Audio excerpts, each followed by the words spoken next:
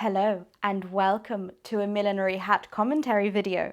My name is Ilona, I'm a milliner based in London, and today I thought we'd take a look at the do's and don'ts of hat wearing through the lens of Royal Ascot 2023. I will be analysing Princess Catherine's stunning red outfit, give you my thoughts on what Princess Beatrice got wrong this time, and talk about the importance of outfit repeats featuring Princess Anne. I'll also show you how I would style a Royal Ascot worthy outfit. I hope you will find this video a useful resource to inform your choices. Don't forget to like and subscribe for more millinery antics. So let's get our fashion critique hats on and get started.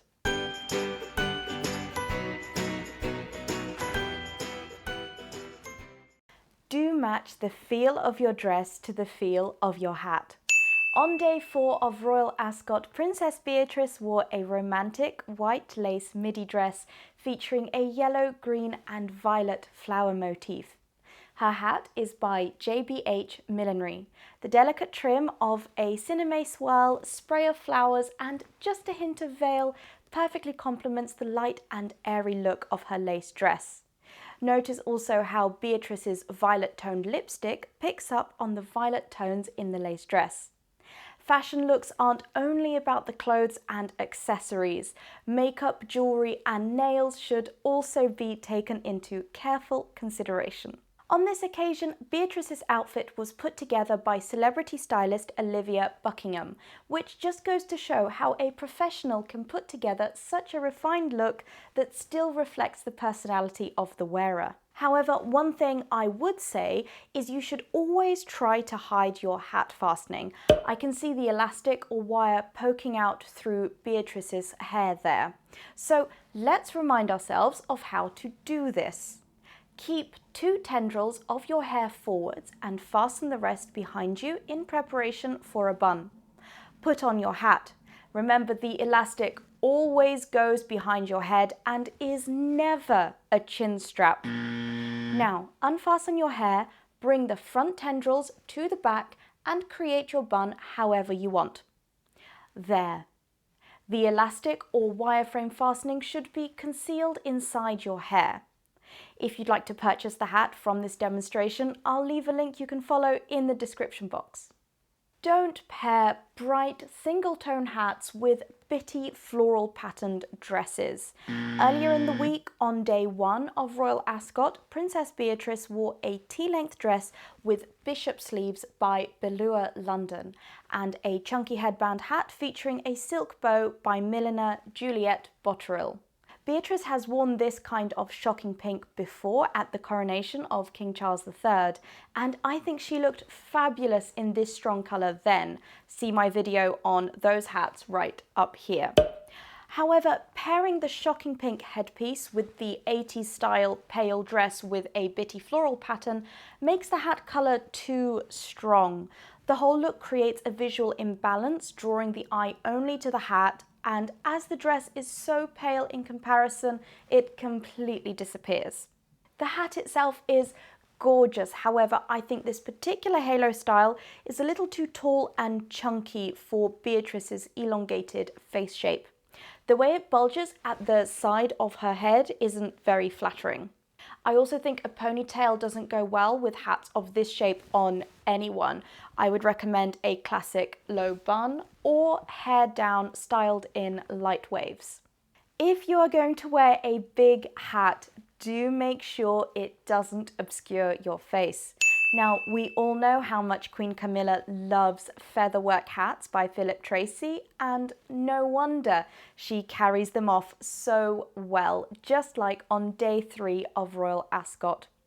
The really great thing about this hat is nothing about it is overwhelming. It's big, but not too big. It has feathers, but not too many feathers, and the soft seafoam colour is just perfect for Camilla's complexion. If you are looking for a mother of the bride or groom dressing inspiration, I think this look from Queen Camilla just about covers it. For occasions where you will be meeting lots of people and having your photo taken, be sure to choose a hat with a brim that doesn't obscure your face. So an upswept brim just like this one is always a good option. And of course the feathers are there for fun and added drama. Don't contrast a sharp trim with an otherwise soft outfit. On day 4 of Royal Ascot, Queen Camilla opted for yet another Philip Tracy hat.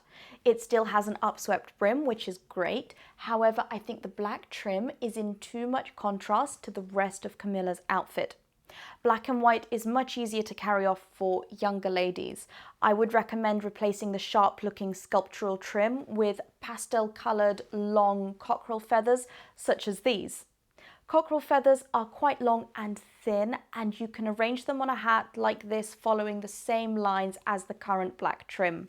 This would still give you the exciting dynamic movement, but soften the look of the hat as a whole. Do wear an elegant boater with a bishop sleeve dress. On day 1, Zara Tindall wore a Leo Lynn dress with a simple boater by milliner Sarah Kant. This look was styled by Annie Miel. When I think of boaters for ladies, I always associate them with the late Victorian, early Edwardian fashion eras, and that's where I think we should take our cues on how to wear a boater today. Zara has done just that, so let's see if we can spot all the antique fashion influences in her outfit. You can play along with me, pause the video and leave me a comment with what you see as the historical influences in this outfit. Now, ready for the answers? Here we go. First, the high collar. Okay, so Zara's collar isn't as high as the lady in the photograph, but I think it does have that same feel of something contrasting and white around the neck. Second, the billowy sleeves. This volume around the arms always looks good when balanced with the straight brim of a boater hat. The third and last historical similarity is the long skirt. Zara's skirt would have been too short for the turn of the century, but by today's standards, I think we can count it as long length. When you are clothed in so much fabric, a boater can provide that finishing touch to your outfit. I personally think that a lot of these fashionable modern long dresses with buttons all the way up the front and billowy sleeves look incomplete without something on your head. Don't mix the textures in your outfit. On day 2 of Royal Ascot, Zara wore a bow detail side sweep hat by milliner Juliette Botterill, paired with a navy Laura green dress featuring a V neckline and puffed sleeves. This look was put together by stylist Annie Miel. Whilst I love the colour combination of green and blue, I think the matte cinnamon texture of this hat clashes too much with the shine of the satin dress. The smooth texture is picked up in the trim of the hat with the satin edging applied to the cinnamon swirls. However, I don't think this is enough. I would recommend covering the whole hat in a fabric of the same texture as the dress. Stylist Annie Miel has styled many of Zara's previous race-going outfits, and I think those were more successful pairings than this latest one. Do repeat your favourite vintage outfits. On day 2 of Royal Ascot, Princess Anne wore a vintage turquoise dress with a pleated mid-length skirt paired with a cream jacket. Her upswept brimmed hat is in a deeper blue colour trimmed with flowers, a turquoise band and navy edging. I love looks that feature monochromatic colours in the hat. It makes the hat the star of the show because this is where all the visual interest is centred at. Princess Anne's dress was originally worn by her in the late 70s and then again more recently before making the third appearance at the races this year. Don't have such a high contrast between your dress and hat. On day 3 of Royal Ascot, Princess Anne wore a green suit dress paired with a cream hat featuring a split swooshy brim. I think this outfit fails in a similar way to Princess Beatrice's pink hat with the bitty floral dress from earlier. There are no cream details in the dress for the hat to pick up on, so this creates a disjointed white void on Anne's head, especially with the bright summer sun shining off of it. Princess Anne has worn this dress before at Royal Ascot on day 3 in 2017. Here she paired it with a green cinnamon percher hat and beige accessories. I think this is a much more successful reimagining of this outfit. The handbag, shoes and gloves have a much softer appearance in beige rather than in the bright cream from this year. And wearing a hat with a slim profile without a brim perfectly complements the column shape of this dress. Do wear a brimmed hat to balance your silhouette. On day 2 of Royal Ascot, Sophie, Duchess of Edinburgh, wore a belted white dress with a statement bow neckline by Susanna London. She paired this with a cinnamon hat featuring a contrast colour brim extension and bow by milliner Jane Taylor. The blush pink of the brim extension is a gorgeous shade and complements Sophie's complexion very well. The organza bow, which you can see better in the product pictures of this hat, works very well with the flowy qualities in the hemline of this dress. Don't over trim your hat. On day 3 of Royal Ascot, Sophie wore a delicate pansy print dress by Susanna London, paired with a cornflower blue straw hat by milliner Jane Taylor. The hat was trimmed with additional handmade fabric pansies made by master flower maker Anne Tomlin. This is one of those occasions where you can have absolutely stunning parts of a hat or outfit, but when you put them all together, it's just too much. Let's take a closer look at this hat. It is trimmed with 3 elements: cinnamon swirls, wispy crin, and the specially commissioned pansies.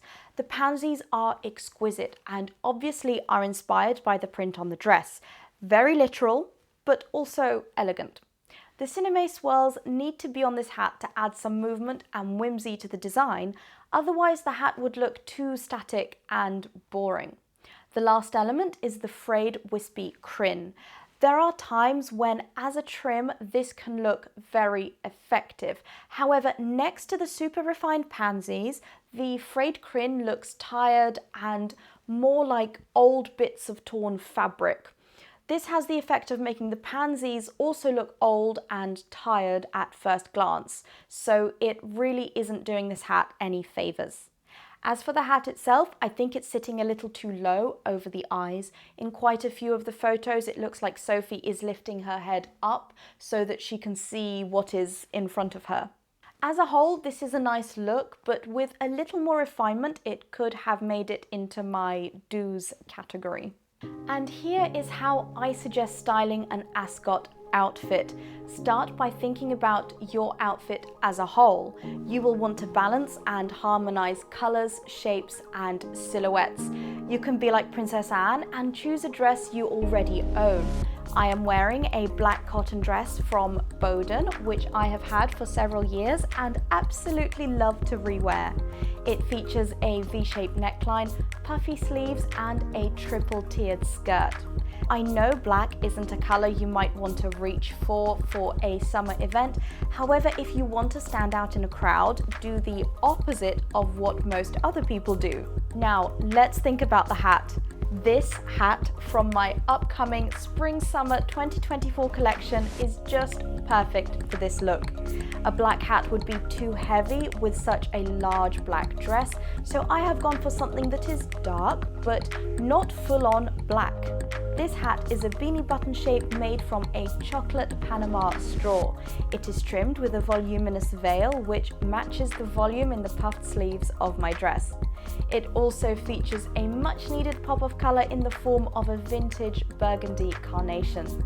To brighten up the whole outfit, I have accessorised with some red peep-toe sandals and a matching red straw bag. What do you think of my outfit? As I've said, this hat will be available to purchase from March 2024. Follow the link in the description box to find out more. I'd like to finish on my favourite look of the whole occasion, which was of course worn by Princess Catherine. On day 4 of Royal Ascot, Catherine wore a bright red Alexander McQueen dress and a matching Philip Treacy hat. The flowing dress features all of the on-trend fashion elements. We've got the V neckline, the puffed bishop sleeves and the T-length skirt. The cinnamon hat has a brim extension which seems to have been a popular element at this year's event. It is trimmed with a large flower on the top accompanied with wired silk ribbons. This is balanced out on the underside of the brim at the back with a burst of the same style of trim. What really brings the whole look together are the statement earrings. The pop of gold at the ears separates the large red hat from the rest of the dress. This break in the outfit is essential to not be overwhelmed by such a strong and vibrant colour. Also, notice the lack of a necklace. Remember, it is easy to over-accessorize. As Coco Chanel once said, before you leave the house, look in the mirror and take at least one thing off. To conclude, I'd like to share some thoughts I have had whilst writing the script for this video. I have found it quite hard to comment on outfits as a whole for the royals from this year's Royal Ascot. I think the problem here is that within the millinery and hatting community, we tend to think about hats as a separate entity or wearable art, which puts them in a category all on their own, separate from the world of fashion. This mindset is especially prominent at Royal Ascot because it has been spun as the pinnacle of the year in terms of when people feel confident in wearing a hat. For many normal everyday people, the only time they encounter hats is when they see pictures of the royals wearing them.